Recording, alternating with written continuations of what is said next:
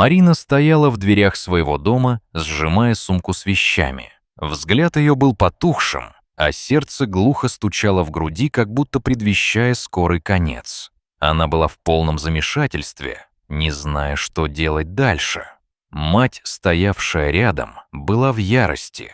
Ее лицо исказило ненависть, а глаза горели. «Как ты могла? Как ты могла опозорить нас?» — вскрикнула она, сжимая кулаки, а ее голос дрожал от гнева.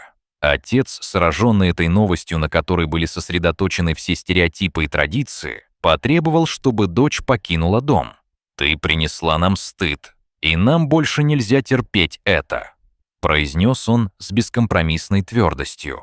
Марина почувствовала, что детство, наполненное мечтами и надеждами, окончательно закончилось. В ее душе умирала детская невинность, заменяясь страхом и одиночеством.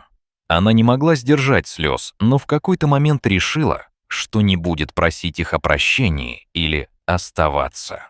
Она развернулась и ушла, будто закрывая за собой дверь в свое прошлое. Она шла по знакомым улицам, пока навигация собственных мыслей не потерялась в густом тумане одиночества. Марина босиком шла по холодной грязной дороге, а каждый шаг давался ей с трудом. Земля прилипала к ее ногам, словно старые неразрешенные проблемы. Глубокие лужи отражали ее горе, заставляя плакать вновь и вновь. В ее голове крутились мысли о том, что ей теперь делать, куда идти. Ее душа полнилась безысходностью, но она знала, что возвращаться некуда. Она шла, опустив голову, укрываясь от взоров прохожих. Удаляясь от родного дома, она почувствовала, как ветер развивает ее страхи и подавляет слезы. Вдруг, когда она почти потеряла надежду, к ней остановился грузовик. Водитель, видя ее неприглядный вид, предложил помощь. «Я могу довести тебя до станции», — сказал он, кидая взгляды, полные сострадания. Она не знаю, откуда взялась та сила, но, почувствовав надежду, заползла внутрь. Грузовик тронулся, и дорога впереди казалась менее страшной. Она помнила, как всегда мечтала о путешествиях, и сейчас, возможно, именно этот путь откроет перед ней новое начало. Вскоре Марина оказалась в незнакомом городе, где ее принял приют для женщин в трудной ситуации.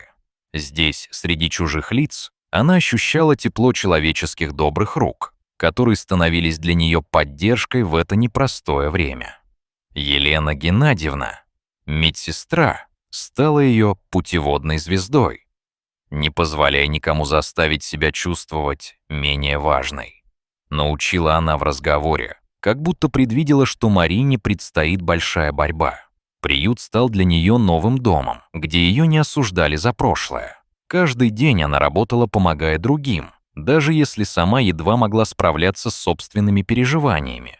С каждым новым утром на ее сердце росло маленькое чудо. Под сердцем она чувствовала, что там зарождается новая жизнь, новая надежда, которая освещала ее темные дни. Однако полные забот моменты иногда терялись на фоне неизменных мыслей о семье и о том, чем они ее лишили. Когда пришло время, Марина стала матерью. Рождение ее дочери, Веры, стало величайшим моментом в ее жизни. Елена была рядом, ободряя ее как настоящая мама. «Ты сможешь, ты очень сильная», — говорила Елена, когда Марина страдала от схваток. Первая встреча с Верой наполнила ее душу светом, но в то же время пришли новые трудности. Первые месяцы оказались непростыми. Бессонные ночи, постоянный плач младенца и бесконечные заботы о ее маленьком создании. Иногда Марина могла чувствовать, как страхи о будущем вновь накрывают ее. Но Елена всегда была рядом, как будто была ее защитным щитом. «Ты не одна, мы вместе справимся», — говорила она, когда Марина садилась на краешек своей кровати, слабее от усталости. В какой-то момент, несмотря на трудности, она поняла, что жизнь имеет смысл, и это чувство было самым ценным. Каждый день для Марии был вызовом, но безусловная любовь к Вере становилась ее внутренним двигателем. Она не хотела, чтобы ее дочь столкнулась с такими же трудностями, как она. Постепенно жизнь начала налаживаться. В короткие промежутки между заботами о дочери и работой Марина наконец-то нашла время для себя. Она устроилась работать официанткой в маленьком кафе. Параллельно она закончила школу экстерном, чтобы впоследствии поступить в медицинский институт. Каждая новая трудность становилась ступенью к ее мечте — стать врачом, как Елена. Убежденная в важности своей цели, Марина трудилась с жаром и упорством. Каждое новое знание было как бальзам на ее раненую душу. Но вскоре жизнь внесла свои коррективы. Смерть Елены оставила в ее сердце пустоту, но одновременно и решимость исполнить ее мечту. Марина помнила все уроки и советы, которые та ей давала. «Сделай мир лучше, как я пыталась. И помни, ты достойна всего наилучшего». Эти слова всплыли в ее памяти в самый трудный момент. Теперь, когда ее жизнь начала обретать смысл, ее чувства обострились. Она знала, что должна сделать все, чтобы стать врачом не только для себя, но и для той, кто вдохновила ее на этот путь. Спустя несколько лет упорство и труд Марии принесли свои плоды. Ее путеводная звезда снова звезданула. Однажды, столкнувшись на приеме с пациентом, она не могла поверить своим ушам. Это был ее отец. Оказавшись в одном кабинете, время, казалось, замерло. Он пришел с подозрением на инфаркт, и самим фактом своего появления заставил ее душу остановиться. В палате воцарилось молчание, и гудение аппаратов только подчеркивало непереносимую, уютимую обстановку. А она была колеблющейся между неприязнью и страхом. По мере того, как ее знания и профессиональные навыки показывали себя, она поняла, что теперь она стала тем, кто может помочь, и это преодолело ее страхи.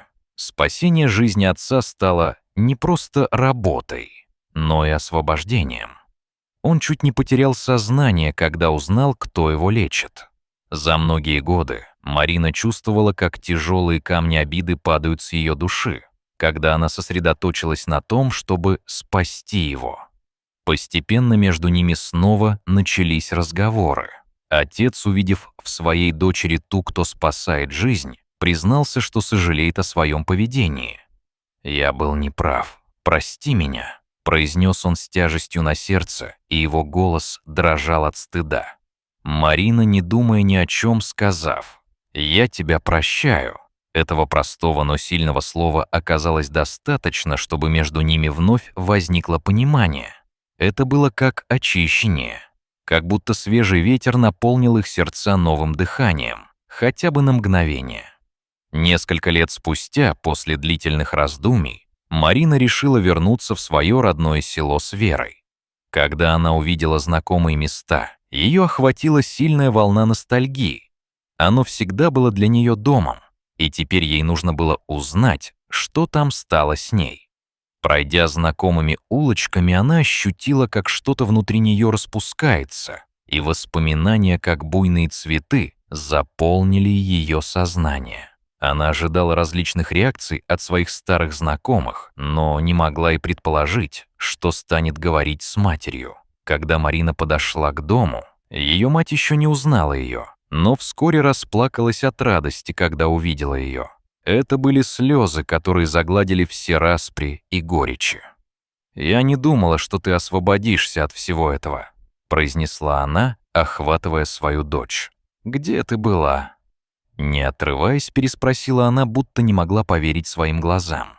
Это были слезы счастья, которые омыли их конфликт и забрали весь их негатив. Марина в тот момент почувствовала, что все обиды и недопонимания остались в прошлом. «Я обещаю, что больше не злюсь», — сказала Марина, и между ними вновь возникла связь, которую никогда не стоило терять.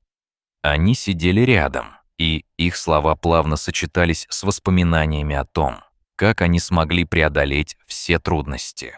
С каждой минутой в Марине росло чувство, что дом снова стал домом, несмотря на все опасности, которые заставили ее уйти. Родное село, казалось, снова наполнилось жизнью с возвращением Марии. Ее приход взбудоражил местные жители. Обсуждения не прекращались, как и повод для сплетен.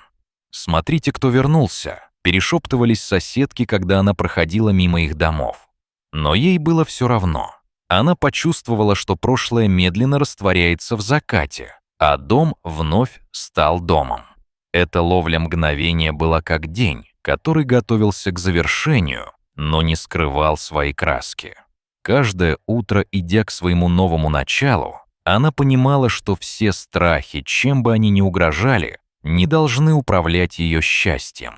Она была готова к тому, чтобы начать новую жизнь. Марина знала, что это место стало для нее символом не только боли, но и любви. Возрастающая сила привела к тому, что она наконец обретала сами себя и человеческую значимость. С каждой минутой тени старых обид рассеивались, как туманные утренние облака, придавая всего лишь легкий оттенок ее воспоминаниям. Таким образом, жизнь Марии, полной борьбы и преодоления, постепенно превратилась в светлый путь к будущему. Она не только оставила позади ужас изгнания, но и обрела то, что всегда искала — любовь и понимание, которое было заслужено. С возвращением в родное село появились новые горизонты, и она могла гордиться тем, что преодолела все преграды, став уважительной и стойкой женщиной в глазах других. Вера росла рядом с ней, и это было лучшее, что могла бы подарить ей жизнь.